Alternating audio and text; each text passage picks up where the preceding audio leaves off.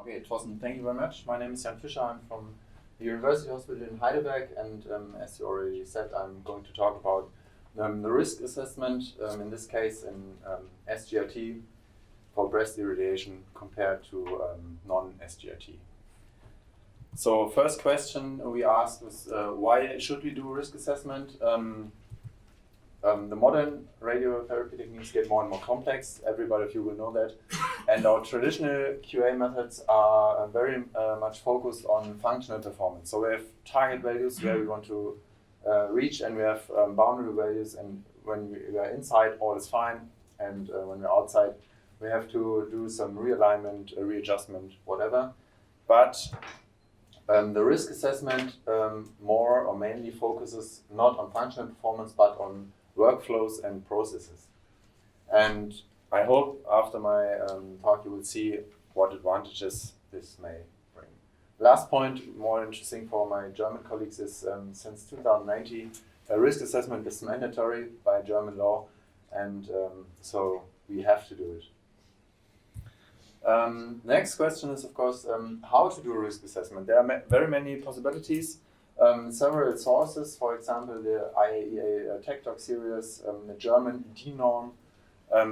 In our case, we refer to the APM Task Group 100 report and try to use their methodology to do our risk assessment. The APM 100 report suggests the following procedure. You first have to do process mapping.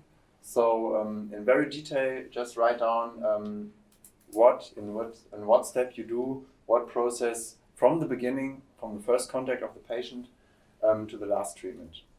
The next step is doing a FMEA, failure mode and effect analysis. So just thinking about for every step what could go wrong, and then in the third step doing optimization so it may not go wrong anymore. Our first step was the process mapping. We just tried to write down in very detail at what step we do what in our, in this case, non-SGRT workflow. So this is non-SGRT breast irradiation workflow in Heidelberg. It's kind of a timeline divided into sub-processes. In this case, in detail, the sub-process number 5, plan preparation.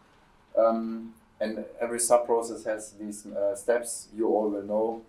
For example, the independent dose calculation, after the GPS dose calculation, the import to OIS, in our case it's Mosaic, and so on. And we did then the same thing with our SGRT workflow.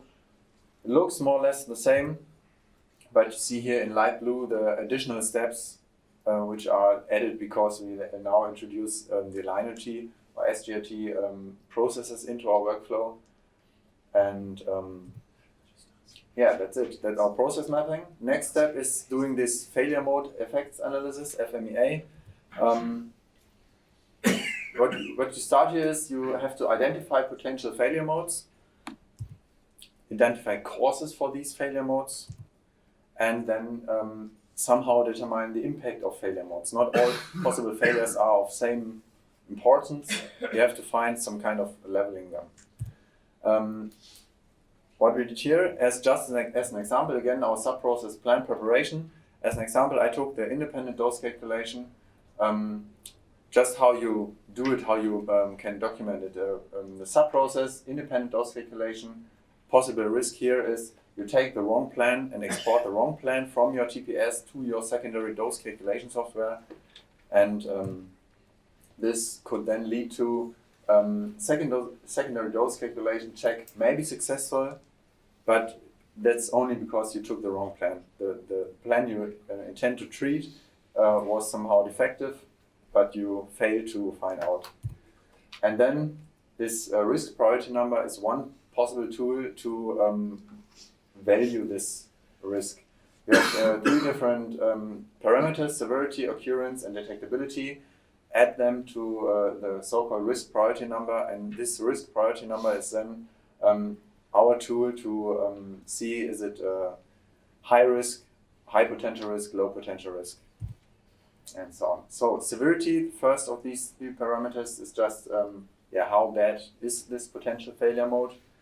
We use, in our cases, values from 1 to 5, but you can use every other pair of numbers as you like. Just have to fix in advance which numbers you would like to take. The occurrence, how often does this happen, or does this potentially happen in your department? Again, from 1 to 5, 1 is something like hardly ever. Somebody knows someone who has seen it several years ago, to 5 frequently, nearly every week or even more. And last is the detectability. How large is the chance that we see or find out that something went wrong?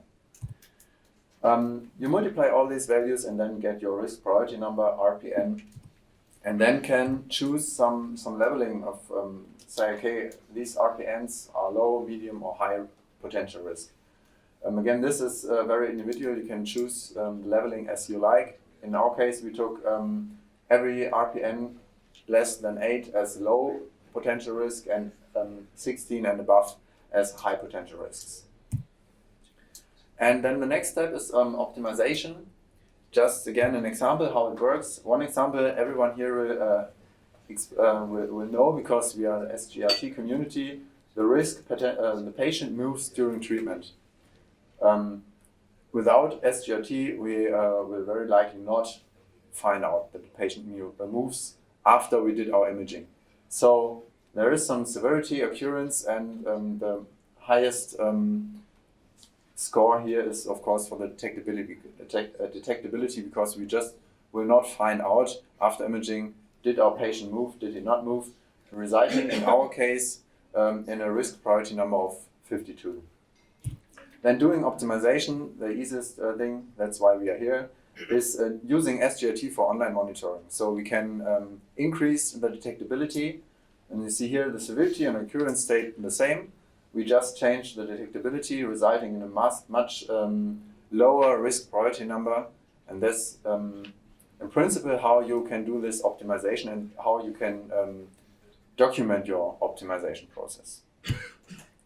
That's what we tried to do in Heidelberg, and these are our results. The first is the risk priority of our non-SGRT workflow versus our SGRT workflow. In total, we had 41 events for the non-SGRT workflow and 53 events for the SGRT workflow.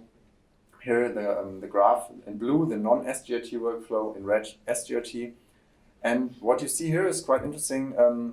The SGRT workflow, which is kind of logical, introduces more risks. You introduce a new technique, which is complex, which may itself cause failure and risks. So we have more possible failure events, but they are less fatal than before. And this is, I think, quite logical for everybody using liner T or any kind of SGRT. Any question? Okay. Another point here is what I mentioned before. Our traditional QA methods focus very much on functionality, and in our result, we just had a look on how many of our potential risks were human-made or due to technical failure. And the result here is in this example for non-SGRT workflow, but it's more or less the same for non-SGRT or SGRT. It says just our traditional QA methods may very often not be able to cover all the possible failure modes in human processes. And that's why risk assessment is quite important. The distribution of potential events here, shown again, SGRT in red, non-SGRT workflow in blue, is this is before we did our optimization process. And again, what you can see here is there are less risks or potential risks of high value, but therefore we introduced very many new risks. So we had to do some optimization here again. Now the SGRT workflow after our optimization or theoretical optimization we thought we should do. Don't wonder here, please. There are 14 high risks left. It's not because we are very risky in Heidelberg. It's just because we focused on SGRT and linearity. And but in the beginning, we mapped the whole process, the whole radiotherapy chain from the first contact of the patient to doctors to the last treatment.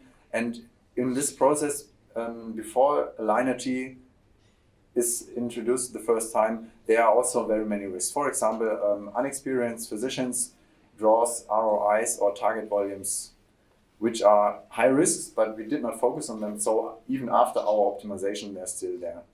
So just do not take home, okay, Heidelberg is very risky. That's why I explain this. Yeah. Again, our SGRT related potential events here. We had 14 risks left before our optimization process of the SGRT workflow, and there are 7 of high rank, 7 of medium rank.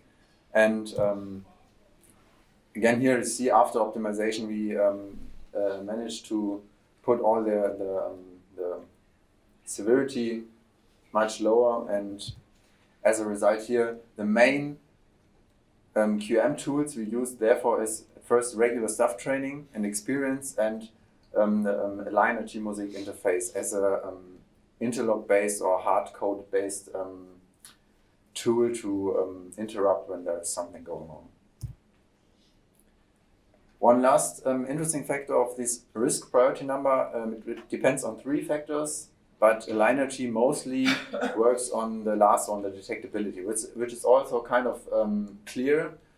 We will not change the severity and hardly change the occurrence of any potential risk using surface guidance. But what we of course can do is we can increase the detectability. And that's what you see here, that again in blue non-SGRT, red SGRT, in most of the risks we optimized, the detectability was the main factor we decreased. Yeah, and the last slide for me is I mentioned 2 different tools we introduced for optimization, which is the staff training and the experience, and the kind of interlock and forcing function. This slide may not tell you that staff training is unimportant, but you always have to think of that different methods and tools you may use for your optimization process are of different value, and you should always use a combination of all, not focus on one of them, but always have to keep in mind that different tools are of different value. And that's it. Thank you very much for your attention.